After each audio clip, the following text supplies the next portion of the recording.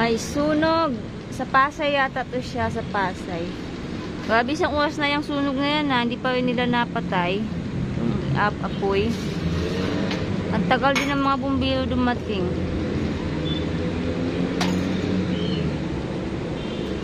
Palaki ng palaki. Tingnan nyo naman yung usok oh. Grabe na yung usok.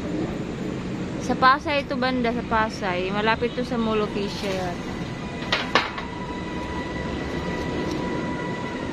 Marami naman ang pumunta na bumbero, pero hindi pa rin nila napapatay yung apoy. Grabe, kumalat na yung oh.